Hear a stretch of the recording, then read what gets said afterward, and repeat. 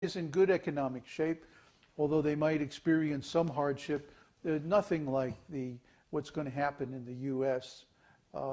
And Europe and Japan and places like that. So we're in a good position because our specific mission is to preserve our disciplic lineage.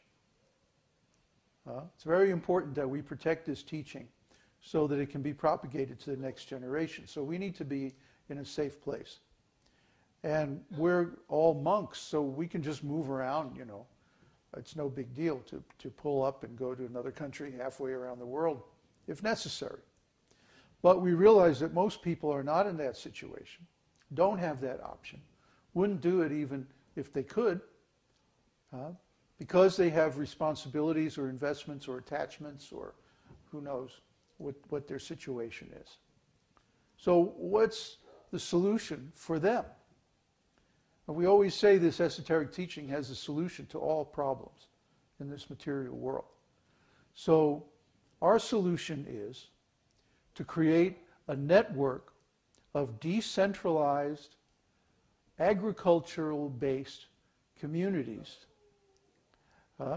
all over the world in different locations.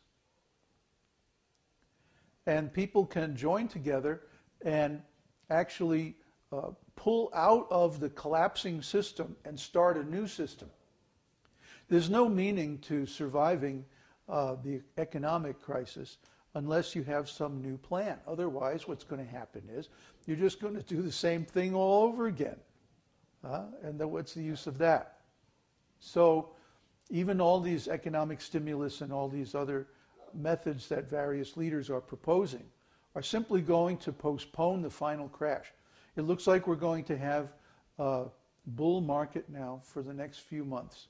But you watch, in September or October, or at latest November of this year, it's going to come back with a vengeance. And there's going to be the real crash. This was just a warm-up. Now there's going to be a phony rally for a few months based on all this government spending. And then when that runs out, well, look out. It's really going to hit the wall. We told you before, and we were right, right? So what's the chances of our being right again? Pretty good, you know? So listen to what we're saying. You have a few months of relative economic stability to get together some solution to the problem. And what is the solution? It has to be different from the system that caused the problem. So we have the solution. But you have to learn that solution and be able to duplicate it in your local area. Okay? What we're talking about is cooperative living, extended family, spiritual community, economic cooperatives, agricultural lifestyle. You're going to have to dial down your expenses to a level that you can actually afford to maintain. A lot of you are going to be on unemployment. Unemployment is eventually going to run out. So you have to have a plan for taking that free money and investing it in such a way that it will support you afterwards. And it's not going to support you in the way that you were living. It's not going to fill up that SUV. It's not going to pay for that expensive cable. In fact, it's a good idea if you stop watching television. That way you'll get free of all the nonsense propaganda.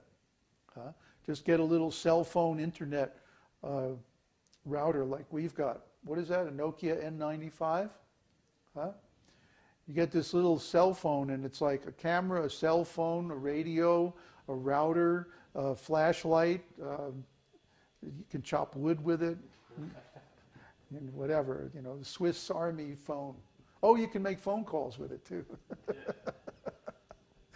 But you get yourself a little device like that, and then you have your portable access point with you wherever you go. You can even surf the web with it. I mean, and that way you won't be out of touch with your community, your spiritual community.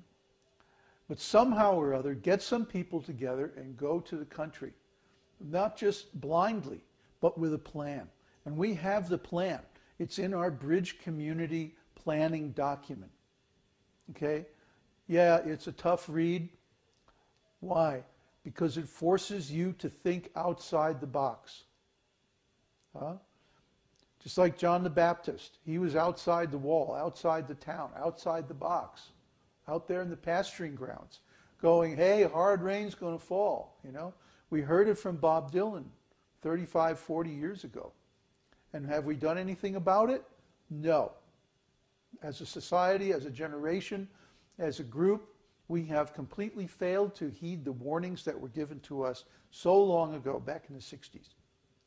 Now we're at a time, astrologically, when planets are lining up in the same configuration that they were back in the days when the hippie movement started.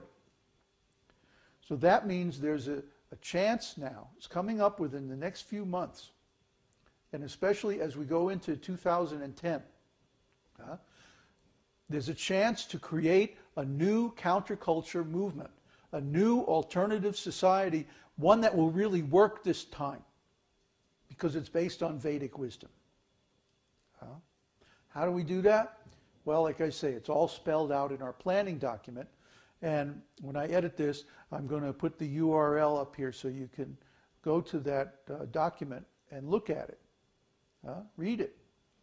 Make it a part of your planning for your own personal community. So this is our challenge, okay? The world needs a new economy, a new economic system that is grown from the bottom up. The current economic system is based on the principle of exploitation.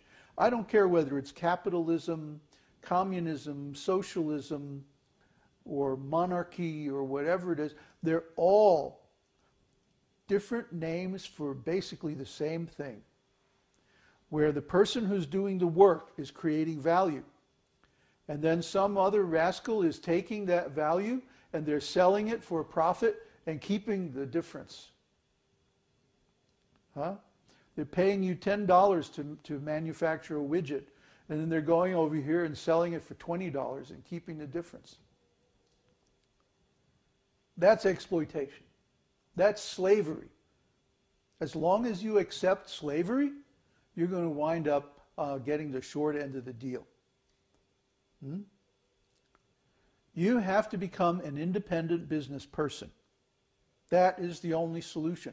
And you have to create an alternative economy that cannot be turned into cash. Because as soon as you turn something into cash, it loses its value and it becomes part of the exploitation economy. We'll show you how to do this. But you have to take our courses, because it's more than I can cover in this video, or actually any series of videos. It's a little bit complicated. You have to understand labor theory of value. You have to understand Gandhian social principles, Gandhian economic principles. You have to understand what macroeconomics means. You have to see the big picture. Wake up and see what's being done, not only to you, but to everyone. And get out of that system, start a new one. Yes, it's going to be difficult. Yes, it's going to be painful. But what's the alternative? To be exploited into complete ruin by these rascal multinational corporations and governments. The time for these things is at an end. They have taken the present system about as far as it can go.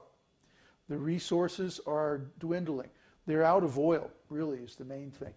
This whole industrial exploitation system is based on the availability of cheap oil. And now that the oil is running out, so is the time running out. And this system is not going to be viable much longer. And it's going to turn into a resource war where the people who stay in the system are going to be fighting over dwindling resources. Already there's fighting over water. Good water is very rare, and it's getting scarcer and scarcer. So you have to get out of that system and create a new system. It's not going to happen unless you do it. It's not going to happen unless you take action. Nobody can do it for you. You have to say, I'm tired of being a slave. I'm tired of being a puppet. I'm tired of being exploited. I'm tired of being cheated. I'm tired of the value that I create with my work being sucked out of my life and turned into somebody else's profit, somebody that I don't even know and certainly doesn't care about me. You have to get out of that, and you have to get back to the original Vedic economic system, which is based on the produce of the land. In other words, farming. So you have to get back to the land. You have to get back to a natural way of life. You have to get back to running your own life instead of having somebody else make the decisions for you. You see? The way the government, the media, the corporations are all set up, they make all the decisions. The only decision you have is, well, are we going to have Domino's pizza or Kentucky Fried Chicken tonight? It's come down to that.